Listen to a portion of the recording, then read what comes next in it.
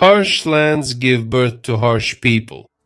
There are few places where nature tests a person as much as in the Mongolian steppes, endless, cold, and windy expanses where you can't hide from the scorching sun in summer or the relentless frosts in winter. But it was here, in these inhospitable lands, that a man was born whose destiny would change the course of world history.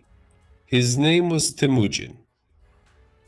And this is the story of how Temujin became Genghis Khan, the great Khan of all the Mongols, whose empire stretched from the shores of the Pacific Ocean to the heart of Europe.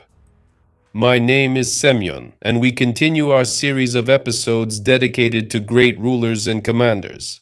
And today you will hear the story of Genghis Khan's rise. You can always support my humble work with a like, a subscription, and kind comments. Now, let's get to the topic of this episode.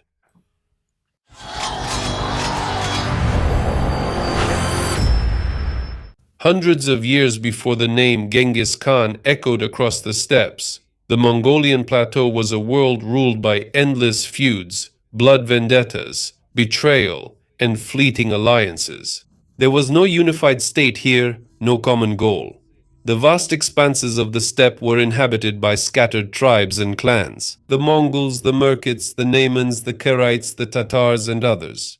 Each of these tribes fought for survival. They hunted and roamed in search of better pastures. But no less important a part of their lives were raids on their neighbors to seize livestock, slaves, and resources. In this ruthless world, law was dictated by strength and cunning. Elders and chiefs ruled over small tribal unions, but their power was fragile. Every ruler knew that today he was a Khan, but tomorrow he could be an exile or a dead man. Power passed from hand to hand along with the victor's blade, and tribes often obeyed only the strongest until he showed weakness. One of these leaders was Yesugei, the father of Temujin, the head of the small Borjigin clan, one of the many Mongol clans roaming the steppes. The secret history of the Mongols says that Yesugei came from a noble line and was the grandson of Kabul Khan, the legendary unifier of the Mongol tribes in the early 12th century. This lineage emphasized the connection of the future Genghis Khan with an ancient family. However, some modern historians suggest that such a genealogy may have been an attempt by later propaganda to strengthen the legitimacy of Genghis Khan's rule. Despite possible disagreements about his origin, Yesugei was an influential chieftain. He led a group of warriors who ensured the security and power of his clan. The fate of his family changed after he kidnapped Olin, a woman from the Merkit tribe who was already engaged to another man. At that time, it was considered normal, but this act sparked a long-standing feud between the Borjigins and the Merkits, which would haunt Temujin throughout his life and play a crucial role in his rise as a leader. The man known to the world as Genghis Khan was born in the middle of the 12th century. The exact dates of his birth vary in sources from 1155 to 1167. But the year 1162 is mentioned most often. We will take it as the starting point. According to the secret history of the Mongols, he was born in the Deljun Bulldog area on the banks of the Onon River in the northeastern part of modern Mongolia. Legends say that at birth, Temujin was holding a clot of blood in his hand, a sign of the destiny awaiting the great leader who would unite the scattered tribes of the steppe. By the time Temujin was born, Yesugei already had two sons, Bekter and Belgutei, from another wife, Sachikel, and Temujin was not his obvious heir. However, Mongol inheritance did not necessarily depend on seniority. The sons of different wives competed for influence and leadership, and success often depended on personal qualities rather than age or the status of the mother. From childhood, Temujin learned about the complex relationships between the Mongol tribes. His clan competed with the Taichud clan, which had once split off from the Borjigin. In addition, other tribes also fought internecine wars, seeking to dominate the steppe. To survive in the harsh competition, Temujin learned vital skills from a young age in the steppe: horseback riding, archery, and fighting on rough terrain. In his childhood, Temujin's closest friend was Jamuka, a boy from the noble Jadaran clan. They became Andas, sworn brothers, pledging eternal loyalty to each other. When Temujin was about 9 years old, Yasuge betrothed him to Burte, the daughter of a chief from the Ungarat tribe. According to Mongolian tradition, Temujin stayed with the bride's family so they could get to know each other better. But soon after that, a tragedy occurred. On his way home, Yasuge stopped at a Tatar camp, where he was probably poisoned. After returning to his ulus, he fell ill and died 3 days later. Yasuge's death turned into a disaster for his family. Without their protector, the widows Olon and Sachikel with their children were expelled by the Taichud clan. Temujin was forced to leave the Ungarats and join them. The family was left without livestock and had to survive in the harsh conditions of the steppe, living on roots, fish, and game. At this time, a conflict arose between Temujin and his older half-brother Bektar. Bektar was taking most of the spoils for himself, which didn't sit well with his younger brothers, Temujin and Kassar. One day, while Bektar was watching over the horses on a hill, his brothers approached from both sides and aimed their arrows at him. Bektar, realizing the inevitability of his fate, only asked them to spare his younger brother Belguti. Then he obediently squatted down and was killed. The murder of Bektar became a pretext for further persecution. The chief of the Taichouts, fearing that Temujin would grow up and become a threat, sent a squad of warriors after him. They attacked him, making further persecution inevitable. The chief of the Taichouts, fearing that Temujin would grow up and become a threat, sent a squad of warriors after him, targeting the family of Yasuge. Temujin was captured. They put a heavy wooden collar on him, making Bektar's murder inevitable. The murder and this captivity meant Temujin could not eat, drink, or even bend his knees on his own. It seemed like the end for Temujin. Bektar's murder was inevitable. The murder couldn't be avoided. Bektar escaped, while Temujin hid in a lake with a collar, keeping just his nose above the water. The Taichud searched the area, but they couldn't find him. Among those who were searching for the fugitive was Sargon Shira, a farmhand from the Soldus tribe. He spotted Temujin, but decided not to turn him in. Pretending to continue the search, he walked by several times so as not to arouse suspicion among the others. When the night search ended, Temujin climbed out of the water and went to Sargon Shira's dwelling, hoping that since he had saved him once, he would help again. He hid him in a cart filled with wool. The Taichouts, suspecting that one of their own was hiding the fugitive, began searching all the yurts, but they couldn't find him. After that, Sargon gave Temujin a chestnut mare, some mutton, a bow, and arrows, and said, "You almost turned me to dust. Now go and find your mother and brothers." Later, Temujin would reward his family for their help. They would be given a privileged position in the empire, and Sargon Shira's son would become one of Genghis Khan's 4 retainers. But all that would come later. For now, Temujin went on the run. Soon he found his family, who had not hoped to see him alive again. After that, they quickly moved to another place to avoid being pursued by the Taichouts. Once, during their wanderings, the camp of Badjiginov was raided by robbers who stole 8 horses. Temujin took the remaining horse and set off in pursuit. On the way, he met Borchu, a young warrior who offered his help. Together, they tracked down the robbers' camp and at night led the horses away from them. After that, Borchu became a loyal companion of Temujin, one of the first people to see him as a leader. Soon after reuniting with his family, Temujin set out in search of the Ungarats, the tribe of his fiancée Borte, whom he had not seen for a long time. Temujin found the Ungarat camp and married Borte. The bride had a luxurious sable coat, an item of extraordinary value in the steppes. Then Temujin, together with his brothers Kassar and Bilgutei, went back to Tauril, the ruler of the powerful Kerit tribe.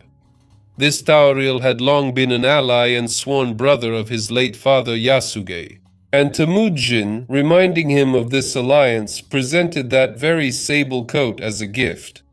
This gift turned out to be timely, and Tauril promised Temujin his support. The alliance with the Karaites played a crucial role in Temujin's further struggle for power. Shortly after returning from Tauril, another loyal Noker, Jame, joined Temujin, whom his father had sent to serve him. Later, Jame would become one of the most loyal associates and outstanding commanders. With the help of Tauril and other allies, Temujin's forces began to grow. In his early 20s, he had already proven himself as a promising Mongolian leader. New nukers began to flock to him, attracted by his bravery and tactical successes. Unlike other chiefs, Temujin preferred not to exterminate conquered tribes, but to integrate their people into his army and society. This laid the foundation for creating a more centralized and manageable structure. Temujin's first serious rivals turned out to be his longtime enemies, the Merkits, who acted in alliance with the Taichuts. In his absence, they attacked the Badzigin camp and took Borte captive.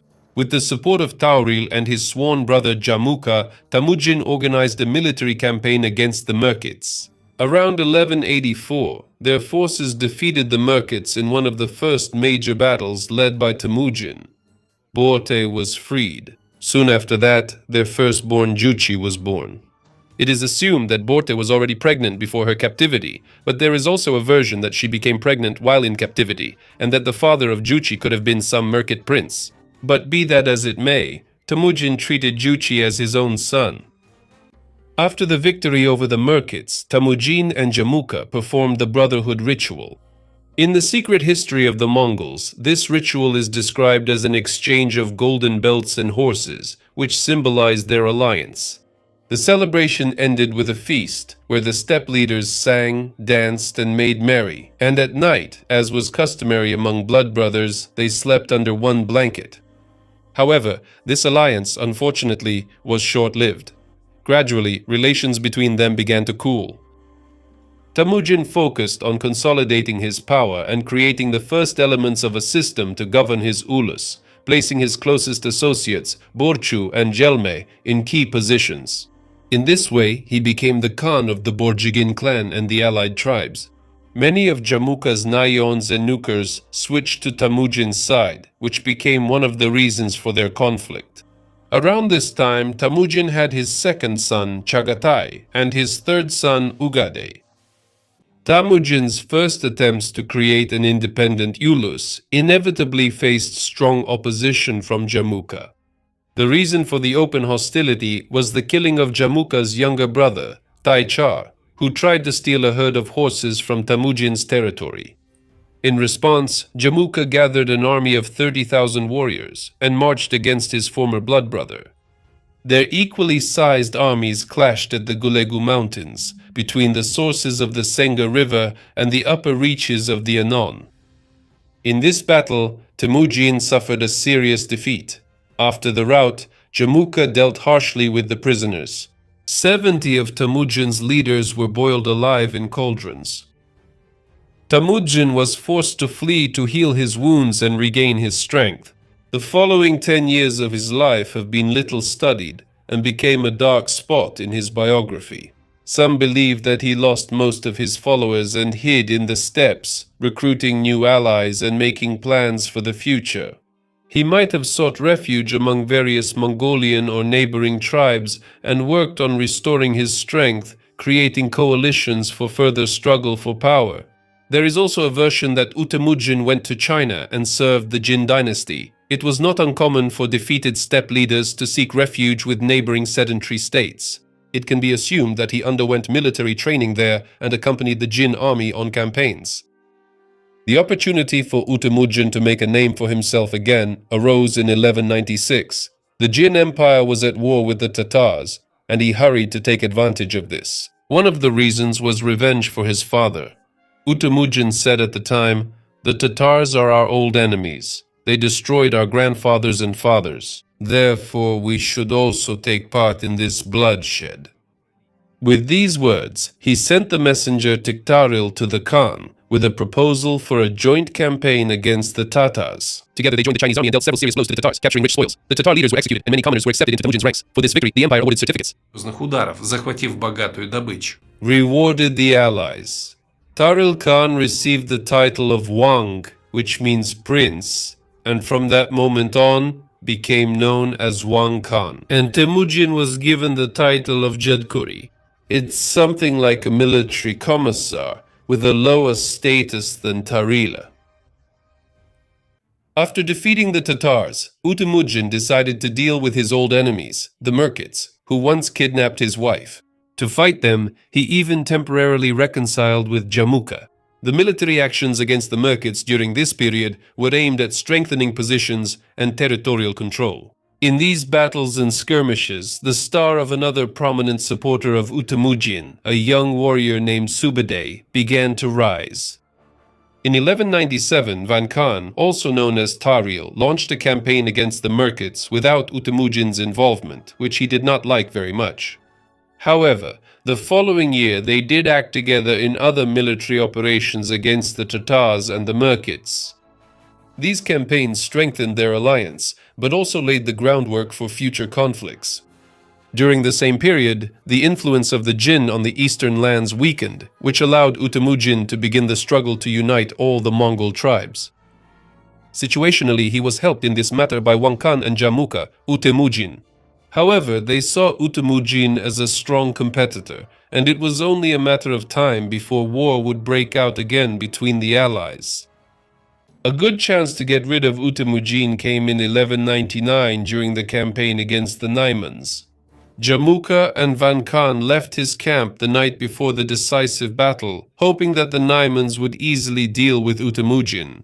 However, by some miracle, he managed to avoid the clash, and the Naimans, instead of Temujin, chased after the retreating Kerits of Van Khan. He had to engage in an unequal fight with them, and seeing the inevitability of defeat, Van Khan asked Temujin for help, who sent his best retainers to the rescue. Thanks to this, the Kerits were able to escape. Oh, these Mongolian games of thrones. In 1200, Van Khan and Temujin marched against the Taichutes, who were being helped by the Merkits, and who had once held him captive. In this battle, Temujin was wounded, but Gelmi saved him, taking care of him all night. Among the captured prisoners was the archer Jirgwadai, who confessed that he was the one who wounded Temujin.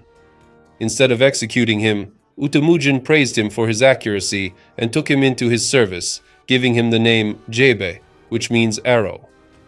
Later, he would also become one of his greatest generals. A pursuit was organized after the Taichutes. Many of them were killed and some surrendered to serve. In 1201, Temujin's opponents, including the Tatars, Taichutes, Merkits, and Oirats, united under the leadership of Jamuka, who was proclaimed Gurkhan. Temujin enlisted the support of Wang Khan, and soon a new war began between them and Jamuka. But at the same time as this conflict, Temujin was also fighting the Tatars. In 1202, he led an army against them. Before the campaign, he issued a strict order forbidding the taking of loot until the battle was over. The battle was won, and at the council it was decided to kill all adult Tatars, leaving alive only the children shorter than a wagon wheel. On his way to leadership in the steppe, he had only one serious rival left, Jamuka. Jamuka gathered around himself all those dissatisfied and opposed to Temujin. Wang Khan also took Jamuka's side. Wang Khan didn't really want to get into a conflict. However, his son Nilka Sangum was afraid that his father would give the throne to Temujin, so he convinced the old man to switch sides to Jamuka's camp. In the spring of 1203, the Battle of Karakaljit Elite took place between the forces of Temujin and the allies of Jamuka and Wang Khan. Temujin's ulus suffered significant losses, but the Karaites were forced to retreat after Wang Khan's son was wounded. In the autumn of the same year, Temujin dealt a decisive blow to the Karaites. Wang Khan and his son Nilka Sangum fled, but Wang Khan was soon killed by the Naimans, and Nilka Sangum later died at the hands of the Uyghurs. With the fall of the Karaites, Jamuka, with his troops, sought new allies and joined the Naimans. He hoped that the Naiman leader Tayan Khan would eliminate Temujin, but the decisive battle was lost. Tayan Khan was killed, his son Kulchak fled, and Jamuka also managed to escape. In this battle, Kubilai, Jebe, Jalme, and Subedey distinguished themselves especially. Elated by the victory over the Naimans, Temujin decides to finish off the Merkits. He defeats them, forcing their ruler Toktoabeki to flee to the Altai and join forces with Kuchluk. But in 1205 their troops were defeated, and Toktoabeki himself died while crossing the Irtish River. And Kuchluk, with the remnants of his people, fled to the Khitans, where he licked his wounds and gathered strength for revenge. The fate of Jamuka turned out to be tragic. After the collapse of the Naiman coalition, most of his supporters switched to Temujin's side. However, Jamuka himself was handed over to Temujin by his own retainers, who were hoping for the victor's mercy.